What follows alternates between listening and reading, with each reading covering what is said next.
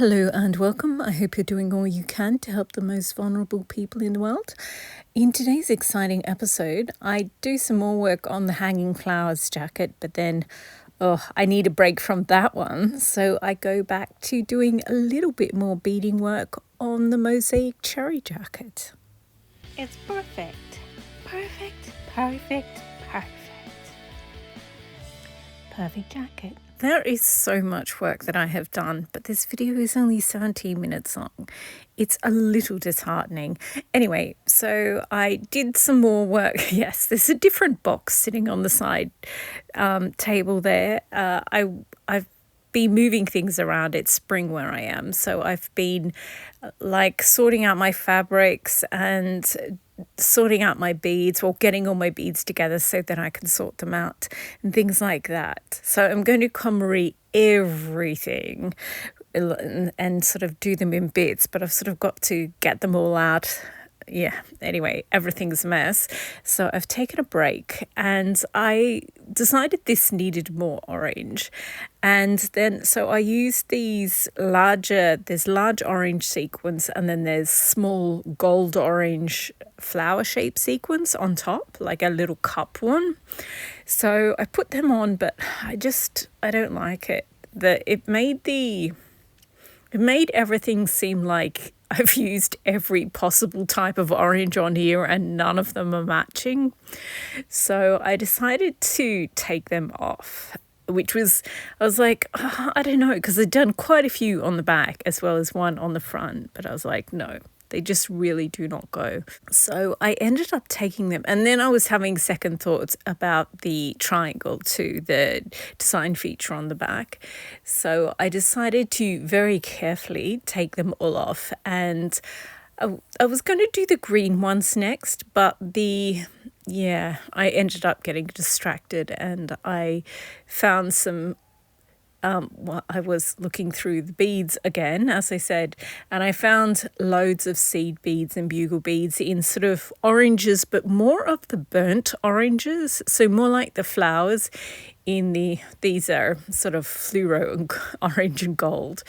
I don't know what I'm going to use them on. Actually, I've got one more of my Italian tweeds. It's sort of light blue and white with neon orange on it. Sounds hideous, but yeah.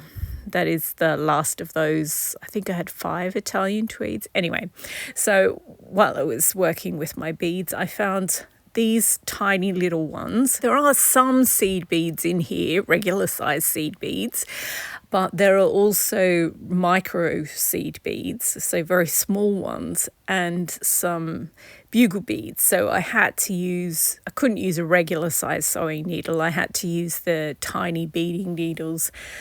So, yeah, because I sort of put off doing the green hanging flowers, because you definitely need a beading needle for those ones as well. And I was like, once I'd finished these purpley plum coloured ones with the rusty orange sequins in between each one, I was like, okay, I need a break from the beading needle. So that's why I didn't want to do the green ones immediately. And then, I ended up finding these. There were some, as I said, standard seed beads, which you can use a regular needle on. But the more burnt orange beads were the smaller ones. So I ended up using them. So yes, I have been using beading needles for weeks now. And my technique is getting better using them, but goodness, I think if I had my time again, I would definitely not use such a flimsy fabric. I mean, the jackets are made and I'm just beading what I've got, and I know how to care for jackets like this. But just generally, if you're thinking of doing this style beading, I would go for a much more robust fabric when you're making your jacket. A lot of people, when they first start to bead, so obviously I'm just adding more little clusters of the orange here, so sprinkling them all over the jacket, and it takes forever. So we'll talk about something else as well. What sort of fabrics to use? Denim, when you're starting out, denim is a great fabric, but the thing is, when you hand embroider, or when you bead something, you can't, it's becomes dry clean only or hand clean only. You can't throw it in the wash. And I think the problem with denim jackets is people, no matter how much work, embellishment work they do on something, they think, oh, it's just a denim jacket, I'll throw it in the wash. You cannot do that if you want it to survive. You have to treat it like a handmade, something, a hand embellished piece of work. So I think it's great fun when you're starting out to just use a denim jacket. But yeah, I prefer a lined jacket because having the silk lining there protects all the backs of the thread, which is kind of the part that needs protecting most. You think it's the outside of an artwork, but it's actually the back of the canvas, or the back of the inside of the jacket, where all the threads are, that needs the most protection. So yeah, I always just work on a lined jacket, because you can just launder, like throw all your t-shirts, all your shirts in the wash, but then you have to carefully you have to care for properly the embellished piece, which is the outer garment. And yeah, so I think this fabric is a little too flimsy to do beading and embroidery on, which has made it harder to do the beading. If I had my time again, I would make the jacket out of, do you know my Kandinsky jacket? I talk about it all the time, but it's the last one in the beading tutorial. I'll put a link down below, or you can just look up Kandinsky on my YouTube page and you'll see it. And yeah, it's just this velvet interior decorating fabric. So you're supposed to use it to cover your couch or your sofa. So it's really, really robust. It's supposed to be, you're supposed to be able to sit on it for a decade at least without having to reupholster. So it's a really, really sturdy fabric, which maybe not the best thing to make a jacket out of, but beading into it, it's a really, really solid fabric, and it holds the weight of the beading really well.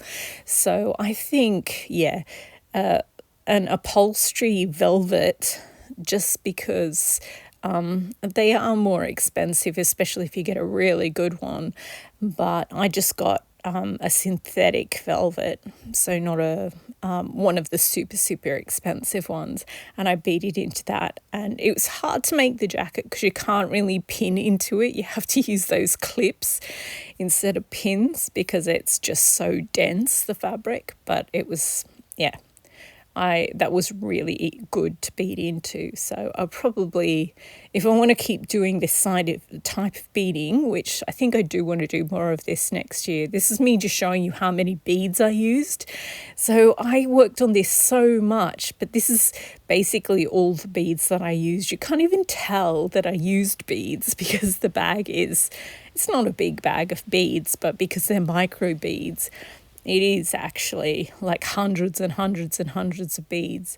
So there we go. And it does look a bit, because the orange flowers, the actual plastic flower, flower-shaped beads that are hanging on the bottom, because they're sort of a yellowish orange. Yeah, I would have liked them more if they were a sort of burnt colour. Oh, and I also took a break from my beading to collate all these pictures, because I'm posting 10 a day on my fashion accounts on Instagram, as well as some other stuff.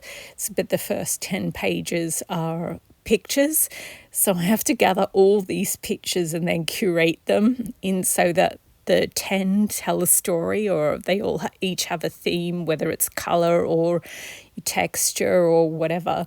So you sort of have to get loads of photos and then sort of put them in an interesting order that makes looking at all of them more interesting than, each individual one. Anyway, so I put the hanging flower jacket aside for a little bit because, I still had to do the green ones, but I decided to do a little bit more work on this one just because the Cherry Mosaic jacket is going to take forever.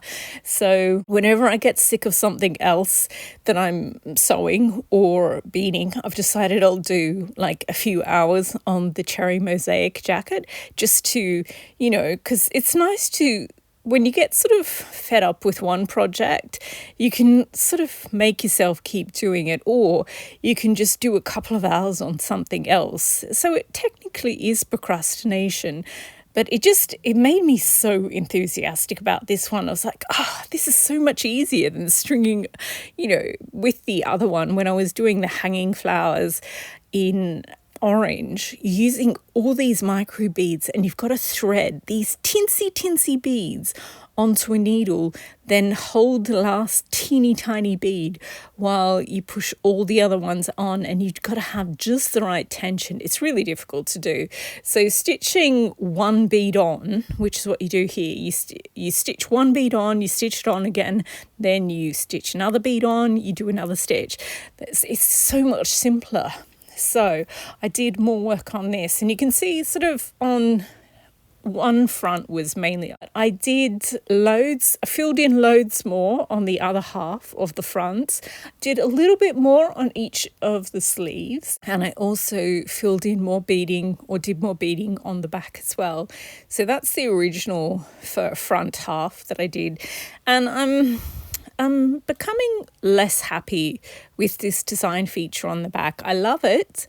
I think the colours match this jacket perfectly, but I think once I've beaded this entire jacket and it's just sort of the cherries that aren't beaded, then I think, I don't know, I just think if the design feature on the back is maybe negative space, so all you see is the original design, or maybe it's all red, then it will stand out more. At the moment, it's kind of blending in to the whole of the jacket, which, it's just, it just feels like a waste of those big flowers on the back. So at this point I had decided to take the flowers, the vintage plastic bead flower shaped beads off the back, because I found more when I was going through my beads. So there's enough to do a whole new design on a different jacket, and I really want to do that. So I will take them off this. And at this point, I'm like, I can leave this jacket on here and go and do more on the aqua floral one, or because there's a spot there that needs some orange. And then once I've done that, I can start doing the green. But I don't know, using those tiny green bugle beads, like they're really miniature, is quite difficult because some of them are so small that they actually slip through the whole of the sequins. So it's a little bit difficult. So you have to take the bugle bead off, find one that's the right size. It's a bit fiddly. So I felt like I probably should do some more work on the aqua one, but I decided to take this one off the mannequin again and do some more work on this. But this is me just, admiring the beading, because it's really shaping up. Sometimes you work on a project that just requires so much work and you just feel like you're never going to finish, but it's at the point where less and less of the white can be seen. And I feel like, I'm actually, I'm filling it in. It's taking a while. So there, I took off the large flower shaped beads off the back, and I've got them, set them aside, and I'll put them with the other flower shaped beads, and I'll use them. Probably won't have time to use them this year, but I'm very excited about using them on something else. And I did a bit more work on this. Again, I'm not entirely convinced you could tell, but I have done some more work. And you can sort of tell on the sleeve there, on the top left-hand section of the screen. And under the sleeve here, you can sort of see that I think the whole of the front, like the bib and right down the front, you can see that there's more weight on here. And this part is definitely more densely packed. I think you can really tell that I filled in quite a bit there. And there's more weight along the back as well, and a little bit more along the side here. Instead of just a string of beads, there's like two, the little row of beads is like 2 or 3 thick in some places, and there's more around the back of the neckline as well. So yes, if I do leave the triangle as negative space, I think I should bead over the cherries that are around it so that you can really see the triangle as just the only negative space. So I'm not sure. I haven't beaded over the cherries yet, so I think I'll just stick to filling in the sleeves and the side parts of the back and sort of see how it's shaping up once it's done. That's all I've done so far. So yeah, chipped away at both of them and sort of formed, I'm going through the phase where I'm just thinking about what I'm going to do next year. I really need to get my make nines for this year done before I decide what I'm going to focus on next year. But as I said, I'm commoring all my sewing stuff at the moment, so I want to know, like, sort of earmarking what I might want for next year as I'm going through everything. I'm like, that's nice. So it's just about what's not going to be used at all next year and what has to come forward.